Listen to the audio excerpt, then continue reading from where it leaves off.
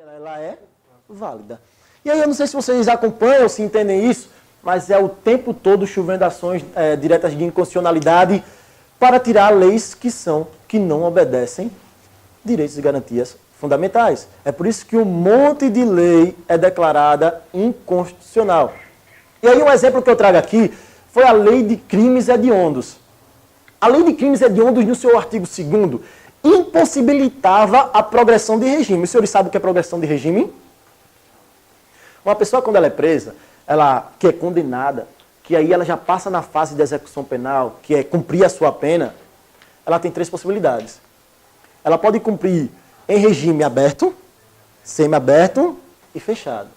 E aí, quando você é punido no regime fechado, você tem o direito líquido e certo, previsto constitucionalmente, de progredir de regime desde que cumpra certos requisitos, como, por exemplo, o tempo, bom comportamento, entre outros. E aí você cumpre esse requisito, você tem que progredir de regime. Então você estava no fechado, você progride para o semiaberto. Em Alagoas não temos semiaberto. Então o cara do fechado progride para o semiaberto, mas em tese já fica totalmente livre, como se estivesse no regime aberto.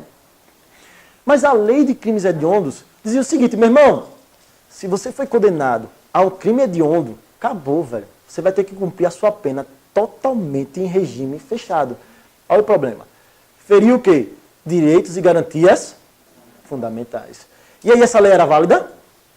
Não. Ela estava vigente, mas não era válida. Mas quer dizer que então toda a lei foi revogada? Não. O artigo que feria direitos e garantias fundamentais foi declarado inconstitucional e afastado do seu texto. Mas a lei continua vigente, mas esse artigo não. Hoje, se você pratica um crime hediondo, você tem o direito a progredir de regime, certo? E aí a gente passa a estudar agora uma seguinte situação. Quando uma lei ela é considerada completa e quando ela é considerada incompleta.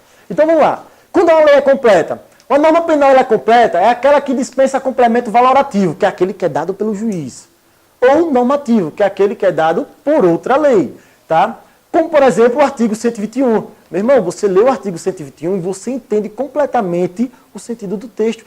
Ele é tão completo que ele traz todas as nuances no seu corpo. Artigo 121, parágrafo 1º, 2º, 3º, 4º. Você vai ler lá, tá? Homicídio culposo, ele mesmo já diz o que seria homicídio culposo. Homicídio privilegiado, ele mesmo diz. Homicídio qualificado, ele também diz todas as causas. Então é um artigo que é completo, ele não precisa de complementação, tá? Nem valorativo, nem normativo.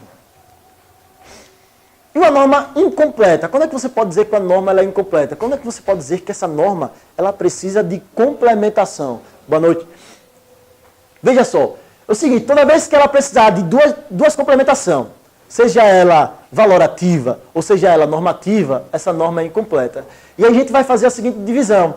Toda vez que essa norma precisar de um complemento valorativo, ele é chamado de tipo penal aberto. Tá? Tipo penal aberto por quê? Porque dá liberdade ao juiz de interpretar a situação e valorar se ela se encaixa ou não ao texto. Veja, o crime culposo. O crime culposo, previsto no artigo 18, inciso 2º do Código Penal, fala o seguinte, pratica crime culposo quem o pratica por negligência, imprudência ou imperícia. Isso precisa ou não de um complemento para identificar em qual das 3 hipóteses vai se encaixar o agente? Precisa. Então, precisa de um complemento valorativo. E aí é chamado de tipo aberto.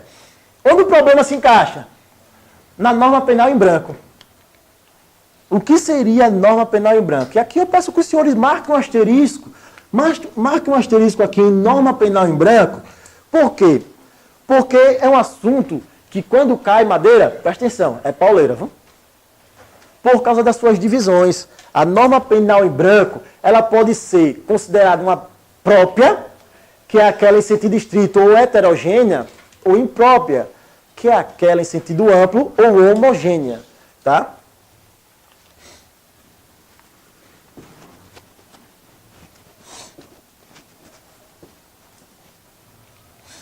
Então vamos lá.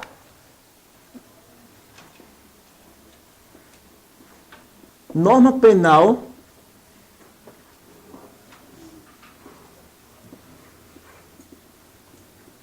Norma penal em branco. A norma penal em branco, ela se divide em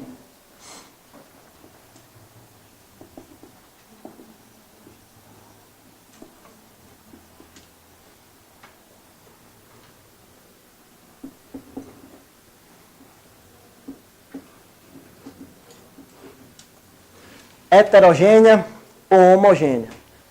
E aí vocês precisam entender o seguinte: a norma penal em branco heterogênea, o seu complemento normativo não emana do legislador, mas sim de fonte normativa diversa. Significa dizer o seguinte: a Lei 11.343, que é intitulada como a Lei de Drogas, ou Lei Antidrogas, ou Lei de Entorpecentes, tá? Ela prevê como uma das suas modalidades o crime de tráfico de drogas. O crime de tráfico de drogas, ele traz no seu artigo 33 algumas condutas que, se você pratica com uma substância ilícita, você está enquadrado em tráfico de drogas. Você é considerado traficante, tá? Mas o que seria drogas ilícitas? Onde é que podemos identificar drogas ilícitas? E aí? Veja, essa norma, ela precisa de uma complementação? Sim. É uma norma penal que precisa de uma complementação. E essa complementação da lei de drogas, ela está prevista numa portaria, tá? A portaria, se alguém quiser anotar, 344 de 2008, tá? Do Ministério da Saúde. Então, toda vez que uma norma penal precisar de complemento, vamos aqui, heterogênea. Toda vez que uma norma penal, ela precisar de complemento, e aí seja de fonte diversa,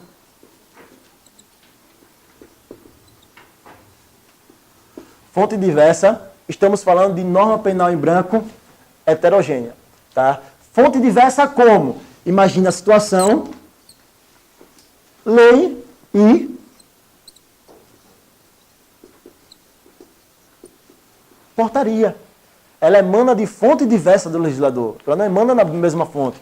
A complementação dessa norma não é lei e lei, tá? É lei e portaria. Agora, quando falamos de norma penal em branco imprópria, que é a mesma que homogênea, vocês vão perceber que aqui a complementação emana do legislador.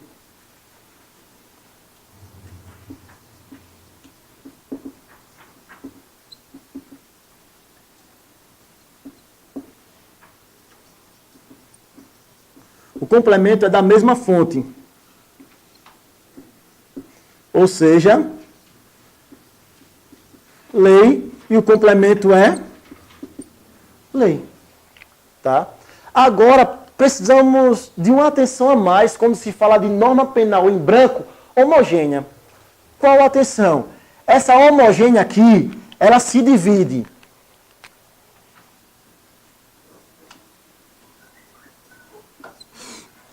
em norma penal em branco homogênea homovitelínea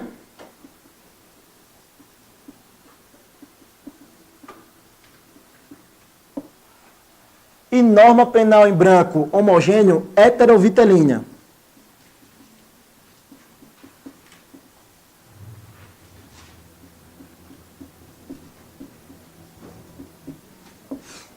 Norma penal em branco homogênea homovitelínea e norma penal em branco homogênea heterovitelínea.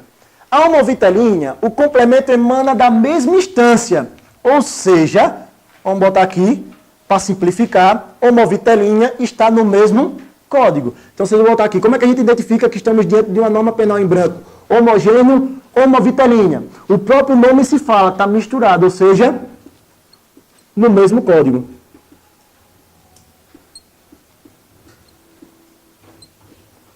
No mesmo código, ou seja, na mesma lei.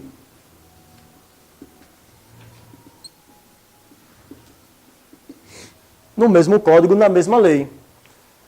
Um exemplo. Imagina aqui, você precisa de uma complementação. Você está diante de um artigo que está previsto no Código Penal e o complemento dele também está no Código Penal. Me dê um exemplo, professor. Os crimes funcionais. Imagine só, o crime de peculato, que é o crime praticado por funcionário público contra a administração pública. Meu irmão, funcionário público, você precisa entender o que seria. Por quê? Porque no direito administrativo tem um conceito, mas no direito penal tem outro. E como é que você entende funcionário público para fins penais? Está aqui previsto no artigo 327 do Código Penal um rol de quem seria considerado funcionário público. Então, se vocês tiverem a curiosidade, depois vocês até marquem aí, para depois vocês darem uma lida no que seria funcionário público para fins penais. E aí, veja só, você pratica o crime de peculato, que é o crime praticado por funcionário público contra a administração pública, e para você entender o que seria funcionário público, você precisa entender o conceito, que está no próprio Código Penal, ou seja, no artigo 327, traz o complemento desse funcionário público. Tá? E quando é que estamos diante de heterovitelínea? Aqui já pode aliar, né? O cara que é egoísta, né? Então vamos lá. Aqui emana de código diverso.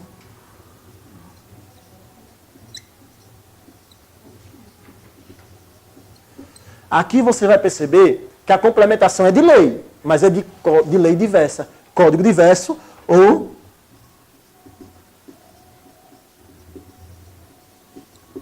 lei diversa. Me dê um exemplo, professor. Veja só, quando estamos diante do crime de induzimento a erro essencial ou ocultação de impedimento que não seja casamento anterior, que é o crime previsto no artigo 236 do Código Penal, é um crime contra o matrimônio, contra o casamento. Mas como é que você vai identificar o que seria impedimento para fins desse crime? Ele precisa de uma complementação. Ele precisa lhe dizer o que seria impedimento para que você possa saber se o cara se encaixa ou não como autor desse crime. E aí a gente precisa entender onde está esse complemento.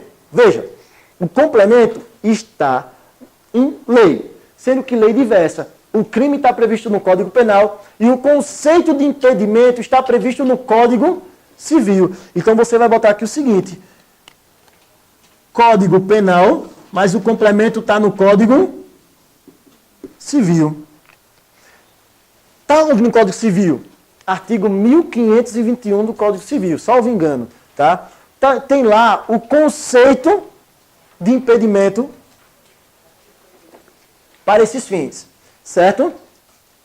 E aqui eu trago um quadrozinho que é para a gente sintetizar a norma penal em branco imprópria, que é a norma penal em branco homogênea, certo? Que é o que causa mais transtornos quando é aplicada em prova. E aí, vamos lá.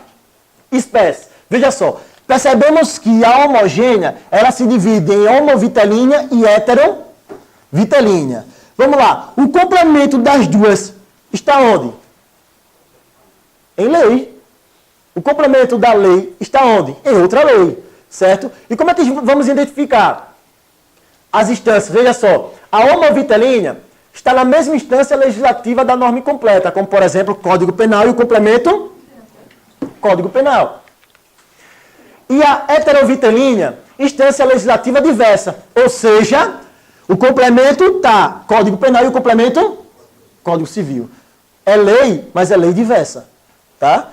E aí, isso é que a gente identifica a diferença entre homogênea e heterogênea. Na heterogênea, o complemento está onde?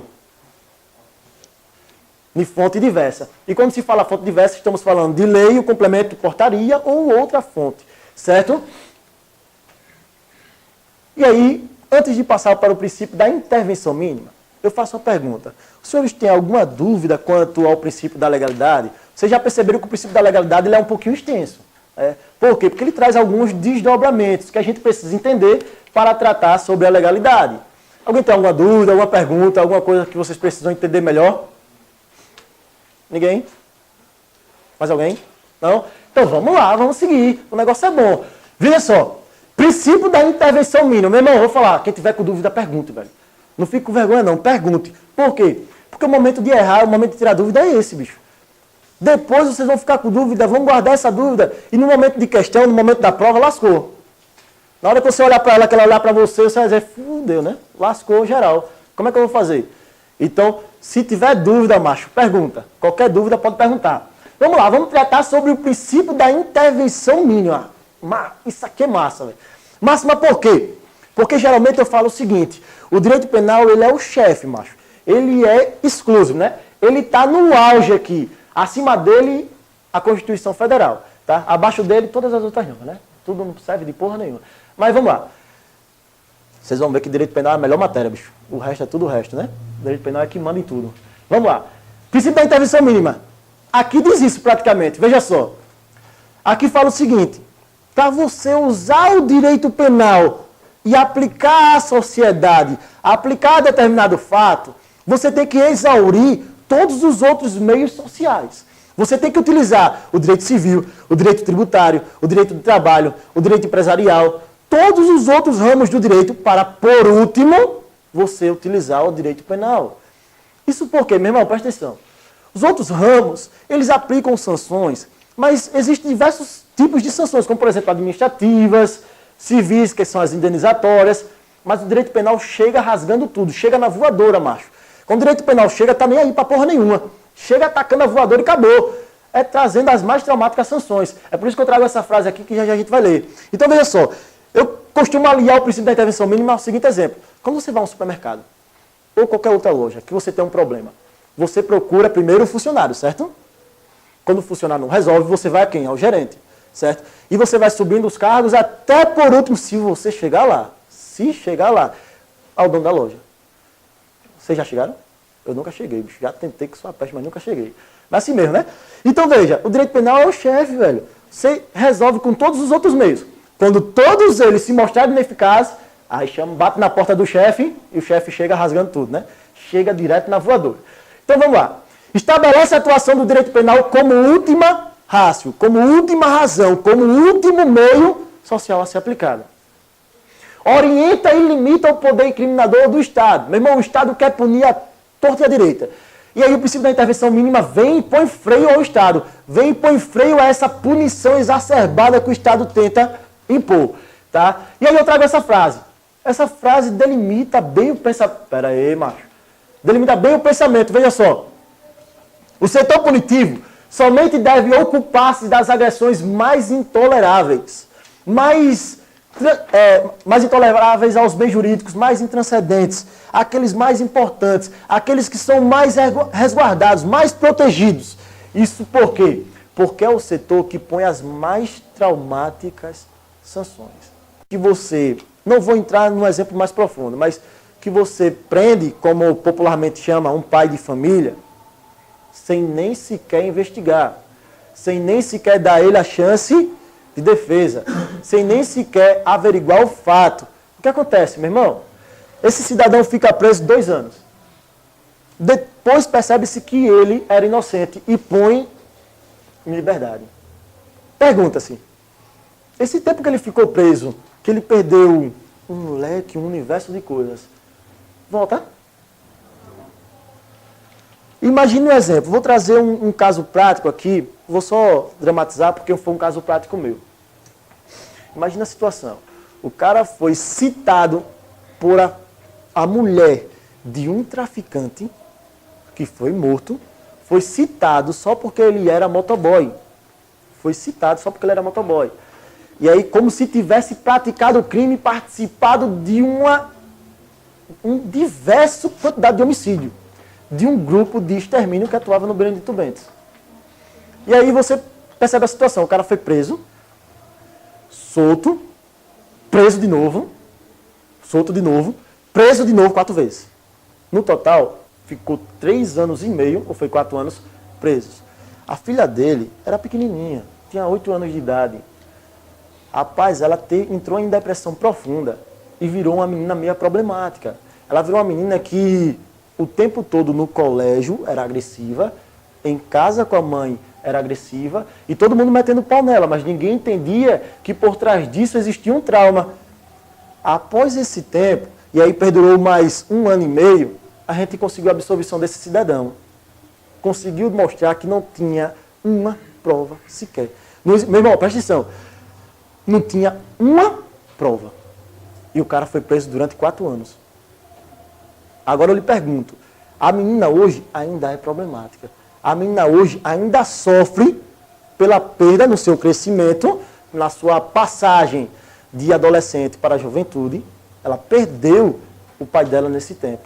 Esse 4 anos vai voltar atrás, vai conseguir restaurar a mente dessa criança, vai fazer com que essa criança consiga passar pelo aquele trauma que ela sofreu todo no colégio, com todos os seus amigos dizendo: seu pai é um bandido, seu pai é um homicida, aquele cachorro safado, que nem a gente sabe que praticam e muito no colégio, não traz. Então é por isso que o direito penal deve ser utilizado como última razão, como último meio a ser aplicado. Meu irmão, quer prender? Baseie-se em provas. Investigue, apure o fato, passe por um processo. Se for condenado, meta o pau, velho. Se o cara é perigoso, prisão. Se o cara é perigoso, prisão preventiva. Mas imagine você prender uma pessoa sem prova nenhuma, e acontece muito, o tempo todo, bicho, o tempo todo. Aqui e no Brasil todo, se prende para depois investigar. Prende e depois investiga. Em vez de investigar para depois prender, né? É uma realidade que a gente vem tentando mudar, mas infelizmente, cada vez mais aumenta-se a sede pela punição, né? E aí a gente percebe que o princípio da intervenção mínima, ele se divide. Pessoal, veja só, o princípio da intervenção mínima, ele se divide em 2 pontos: fragmentariedade e subsidiariedade. A fragmentariedade significa dizer que o direito penal deve tutelar os bens jurídicos mais relevantes. Então, fragmentário significa dizer, fragmenta, divide, para que o direito penal atue naqueles bens jurídicos mais relevantes, mais importantes. Os senhores sabem o que são bens jurídicos? A gente começou no início da aula falando sobre bens jurídicos. São aqueles bens materiais que são protegidos, como, por exemplo, a vida, patrimônio, tá?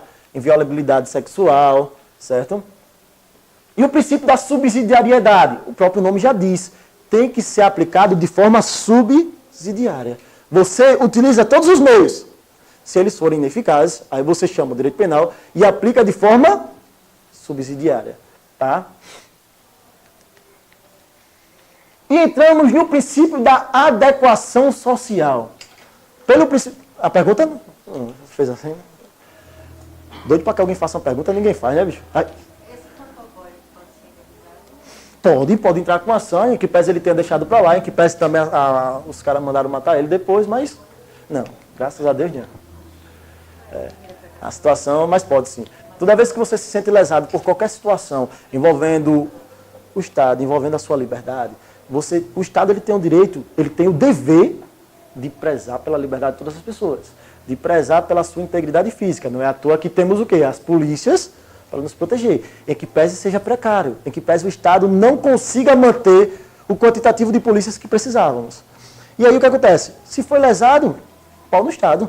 Indenização, pode meter ação aí para cima, que dá certo. Né? Dá um caju bom. O negócio é bom. Agora vai para os netos, né?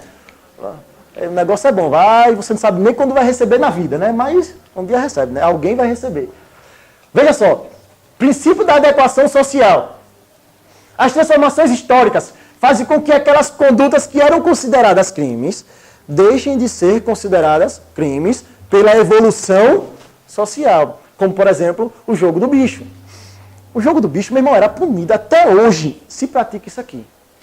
Até hoje, o tempo todo, estamos diante de jogo do bicho. Aquelas monte de apostas, aquele monte de negócio, você tentava punir, tentava... Mas o direito penal não resolvia. Por quê? Porque a galera era viciada. Todo mundo jogava isso aqui. E aí o que acontece? O direito penal começou a perceber que é muito mais válido você utilizar outros ramos do que o próprio direito penal. Era uma contravenção penal. Contravenção penal sequer vai levar você preso. Então você estava utilizando o direito penal para algo que não tinha necessidade. Tá? Meu irmão, é mais válido você aplicar um processo criminal do qual você não vai poder prender pelo tamanho da pena, que só vai fazer com que o cara pague cesta básica, etc., multa. Ou você pegar, aplicar o direito administrativo, fechar o estabelecimento, tomar o imóvel do cara. Não é mais válido você utilizar outros meios do que você chegar aí, não, vamos punir. Direito penal é tudo, né? É tudo, mas aí não pode punir assim não, né? E aí passamos para o princípio da ofensividade. O princípio da ofensividade também é conhecido como princípio da lesividade ou autoridade.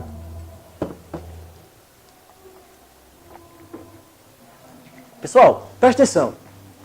Por este princípio, direito penal somente pode punir, deve punir, condutas lesivas ou ofensivas a bens jurídicos, que são tutelados.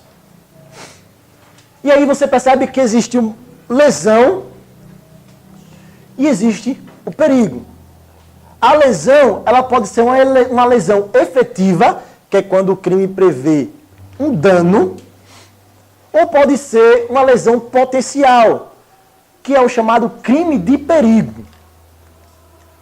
O perigo, ele pode ser concreto ou pode ser abstrato. Concreto, deve existir efetivamente o perigo, deve ser latente, evidente o perigo. E abstrato, é somente quando o legislador ele atribui a conduta de forma abstrata, tá? E aí a gente percebe assim, pelo princípio da ofensividade, a gente deve adentrar algumas situações. Como, por exemplo, não se deve punir atitudes internas. Meu irmão, você não pode punir uma pessoa pelo que ela pensa. Eu estou aqui internamente mandando todo mundo tomar naquele canto, né? Você pode me punir? Está interno, não estou ofendendo ninguém. Estou aqui internamente também dizendo que não sei quem é filho daquele não sei o quê, que é não sei o que lá, descendo o pau, né? Tem a mãe de um colega meu, ela faz o seguinte, bicho, ela chega assim, hoje eu aprendi a me controlar, né? Eu mando o cara tomar no cu internamente, né? Eu, eita porra, vou aprender isso também, porque na hora dá uma raiva, o cara quer esculhambar de tudo, né? Mas veja, você não pode punir desejos, intenções, você não pode punir pensamentos, seja ele mais ultrajante, você não pode punir. Por quê? Porque ele não exteriorizou. Se ele não exterioriza, e esse modo de exteriorizar cause pelo menos uma ofensa a determinada pessoa, seja a terceiro, você não pode punir. Tá bom? E aí vamos lá. Condutas que não excedam o âmbito do próprio autor. Aqui é interessante. Toda vez quando eu falo sobre isso, eu tenho que trazer um exemplo. Esse exemplo é clássico, velho. Foi de uma entrevista, né, com um delegado de polícia. E aí, com todo o respeito à classe, mas essa foi foda. O delegado de polícia tinha acabado de fazer a prisão em flagrante de um cidadão. E aí, meu irmão, vem a reportagem, né? Sabe que os caras hoje são artistas, né? Os caras aprendem que quer estar na mídia, todo mundo na mídia, só estrela. E aí, na hora que ele fez a prisão, veio a repórter toda empolgada pelo ato dessa prisão. Doutor, qual o motivo da prisão? Ele é um vagabundo, criminoso. Eita porra, chega... meu irmão, me empolguei assistindo o vídeo, sabe? O cara, porra, tá filho da mãe, botou pra quebrar. Aí ele, criminoso, ele não pode ficar na rua. Eita, deve ter sido um crime pra lascar, né? Aí eu só esperando ele dizer o crime. Aí ela, puxa o microfone e faz, é mesmo? E qual o crime, doutor? Qual o crime que ele praticou? Ele praticou tentativa de suicídio. Eu fiz, puta que pariu. Meu irmão, tentativa de suicídio, bicho. Olha, não, para você perceber, veja. A gente tem que ter uma situação que o direito penal só deve punir a pessoa quando ela pratica um ato que vá contra terceiros. Se o cara pega o chicote, que naquelas galera que gosta, puf, né? Não sei nem o nome que se dá, né? Mas o cara começa a se bater, ele pode ser punido? Lesão corporal, oxe, não pode não, artigo 129, pode não. Ele machucou alguém? Não. Aí o cara chega e faz, porra, eu não quero mais viver, levei uma gaia da peste, tô lascado, não quero mais não. Eu não aguento com isso, né? Vixe Maria, vou me matar. Aí se joga, dá um tibum, né? Ele pula do apartamento, dá um tibum lá, cai no chão e não, o bicho é tão ruim que nem para morrer serve, né? E no coisa. Aí vem a polícia e prende ele em flagrante. Pode? Não pode por quê? Pessoal, vocês vão entender o seguinte. Existem duas teorias. A chamada direito penal do fato e direito penal do autor.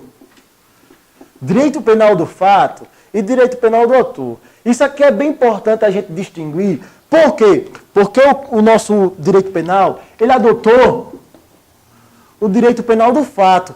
Para que alguém seja punido, ele precisa exteriorizar a sua vontade com consciência. Lembra? Consciência e vontade. Ele precisa exteriorizar a sua vontade com consciência que venha a transigir bens jurídicos de terceiros. Aí sim, meu irmão, ele pode ser punido. Aí sim, ele entra aqui, direito penal do fato. E o que seria direito penal? Já? Mas já. Vamos liberar, né? Direito penal do autor. Direito penal do autor significa você punir a pessoa pelo que ela é. Imagine, você punir uma pessoa porque ela é homossexual. Você punir uma pessoa porque escolheu ser evangélico, católico, sei lá o que ele escolheu. Você pode punir a pessoa por causa disso? Você não pode, a pessoa tem liberdade. Tá? Ela tem liberdade de ser e querer e fazer o que ela quiser, desde que não ofenda liberdades de terceiros. Certo? Então vamos dar um intervalo, depois do intervalo a gente volta e segue o ritmo.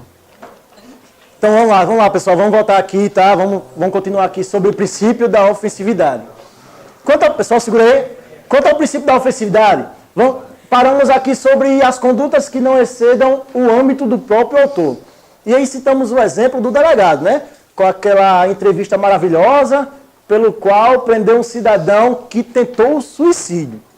Na verdade, é até interessante porque suicídio não é crime. O que é que se pune quanto ao suicídio?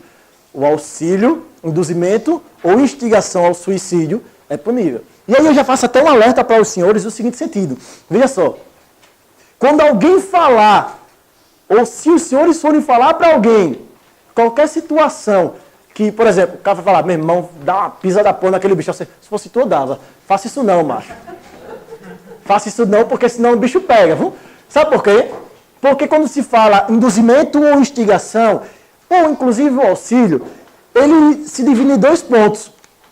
O material e o moral. Material é quando você presta auxílio de fato. E o moral? Meu irmão, vai, dá um pau. Se fosse todo, dava uma voadora, né?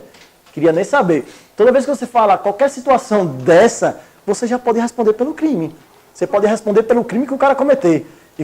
Inclusive na situação de partícipe. Não sei se os senhores sabem, mas existe a seguinte situação. O autor, o coautor e o partícipe. Quem seria o autor? O autor é aquele que pratica a conduta nuclear, aquele que pratica o verbo do crime. O coautor, aquele que simultaneamente pratica também o verbo do crime. E o partícipe, aquele que de algum modo participa. Tá? Aquele que de algum modo contribui para a prática do crime. Seja essa contribuição moral, falando, ou seja essa contribuição material, participando. Beleza? Então toda vez que for acontecer qualquer situação como essa, segura a onda aí para depois não estar respondendo e não saber o porquê, né? Eu nem participei, participou, né? Participou, falou, participou. Então vamos lá.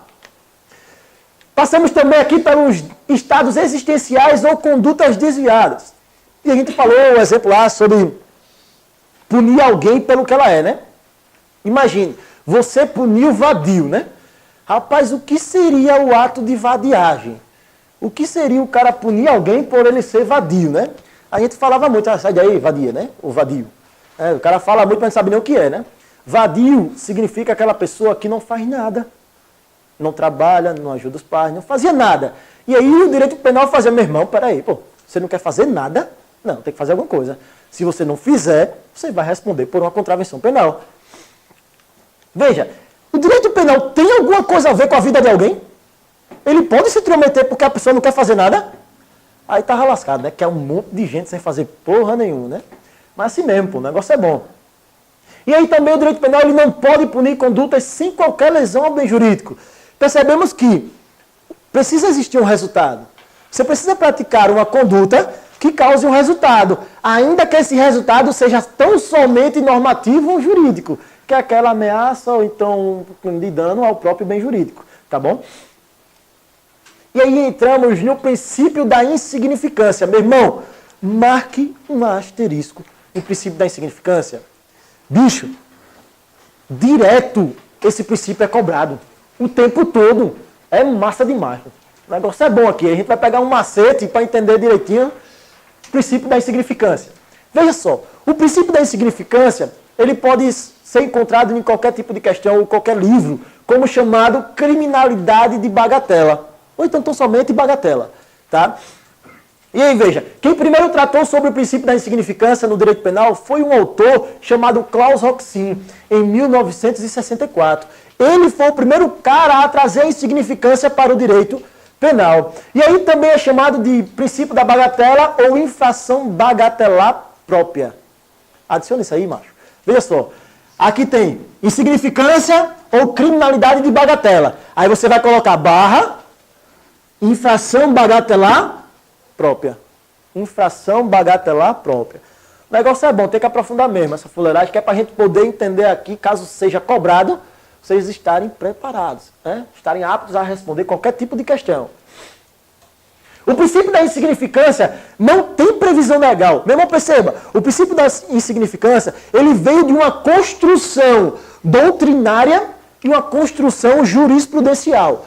Meu irmão, o que é a doutrina? São os autores que estudam e se aprofundam no âmbito de determinado assunto, como, por exemplo, o direito penal. Então, eles escrevem livros e aí, conforme vem o desentendimento e o entendimento, eles vêm juntando com a evolução social e começam a perceber que determinadas condutas são insignificantes.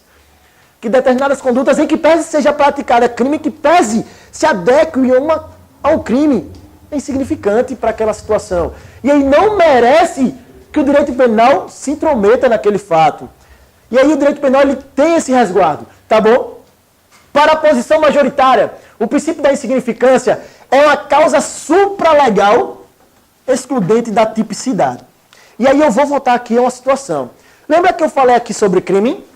Que eu disse crime, a partir de hoje vocês vão começar a explicar da seguinte forma. Então vamos lá. O que é o crime? O que é o crime? Vamos lá? Fato típico, ilícito e... O negócio é bom aqui, ó, tá vendo? Os caras já estão na ponta da língua. Vamos lá. Quanto mais se repete, mais vocês começam a perceber que a fala sai automática. Então, numa questão, vocês já identificam a arvorezinha ligeiro. Você viu lá falando sobre teoria do crime, qualquer situação que vamos estudar em SPEC, vocês vão perceber, isso aqui é filé na moda.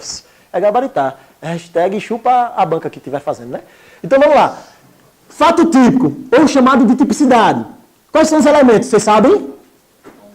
Conduta, resultado, nexo causal e... Então, veja. Onde o princípio da insignificância, ele atua para excluir o crime. O senhor sabe dizer? O princípio da insignificância, de acordo com o que predomina, é uma causa supralegal excludente da tipicidade. E o que é a tipicidade? A adequação do fato, a adequação da conduta e do resultado a uma norma penal. E aí a tipicidade, ela se divide no seguinte aspecto, veja só. Tipicidade formal e tipicidade material. Existe a tipicidade conglobante, e aí uma discussão absurda, mas não vem ao caso. A gente vai trabalhar sobre a tipicidade formal e a tipicidade material. O que é a tipicidade formal? Nada mais é do que a adequação do fato à norma, é o próprio conceito. Desde que o fato se adeque perfeitamente a um tipo penal, a uma norma, a um artigo, a um crime ou uma contravenção penal, temos a tipicidade formal. E quando é que estaremos diante da tipicidade material? Quando aquela conduta trouxer repercussão no mundo exterior, trazendo o quê? Um desvalor da conduta e um desvalor do resultado. Então, toda vez que perguntar o que é tipicidade material, os senhores vão colocar desvalor da conduta e desvalor do desvalor da conduta e desvalor do resultado. E aí a gente vai explicar aqui para os senhores como é que se pega aqui o princípio da insignificância e exclui a tipicidade, já que temos dois elementos, tipicidade formal e material. Veja só, se o fato for penalmente insignificante, significa que não resultou, não lesou, nem causou perigo de lesão a um bem jurídico. Logo, o que acontece? Aplica-se o princípio da insignificância e o réu é absolvido por atipicidade. Essa atipicidade é prevista no artigo 386, inciso 3 do Código de Processo Penal, onde está previsto: absolve-se o réu e tem as suas causas. Toda vez que estamos diante de uma atipicidade, que são as causas, vocês vão começar a perceber que vai ocorrer atipicidade toda vez que excluir o fato típico e a ilicitude. Toda vez que houver qualquer causa que exclua fato típico ou ilicitude, exclui o crime. Por quê? Porque torna o fato atípico. Certo? E aí é muito importante a gente fazer uma diferenciação de que o princípio da insignificância é um fator que exclui o crime do chamado pequeno valor da coisa. A gente confunde muito. Ah, professor, mas veja só, o cara furtou ali 20 reais. Aquele cara era rico. E aí? Princípio da insignificância ou pequeno valor da coisa? Depende. Tem que se analisar alguns pontos, para que a gente possa identificar se é um ou outro. Mas a primeira distinção clara que existe entre os dois é que, veja só, o princípio da insignificância é uma causa que exclui o quê? Tipicidade, né? Tipicidade. Bora, exclui o quê? Exclui a tipicidade. O princípio da insignificância atua como a causa supralegal que exclui a tipicidade. Se exclui a tipicidade, exclui o crime. Né? Olha, toda vez que houver uma causa que exclui a tipicidade, exclui o fato típico, e uma vez que você tem a exclusão do fato típico, torna o fato atípico, ou seja, não há crime. Beleza. E o pequeno valor da coisa? Para a gente poder falar sobre o pequeno valor da coisa, precisamos discorrer sobre um ponto. Veja só, para que o juiz possa aplicar uma pena, ele tem que passar por um sistema, que é o chamado sistema trifásico de aplicação da pena, ou dosimetria da pena. E aí você vai ver que a dosimetria da pena, ela possui 3 fases. Então, obrigatoriamente, o juiz, para aplicar uma sanção penal, para que você possa ver lá no final, condenado a 100 e poucos anos de prisão, condenado a 30 anos de prisão, a 22, a 10, a 5, a 2, a 1, precisa o juiz, para cada crime, passar por essas 3 fases. A primeira fase é a chamada fixação da pena base. Então, o juiz aqui, na primeira fase, ele fixa uma pena base. Ele fixa uma pena base com as chamadas circunstâncias judiciais do artigo 59 do Código Penal. Então, ele vai analisar as circunstâncias judiciais, entendendo que são favoráveis ou desfavoráveis, ele vai aumentar ou diminuir a pena. Uma observação, tanto na primeira como na segunda fase, o juiz fica limitado ao mínimo e ao máximo.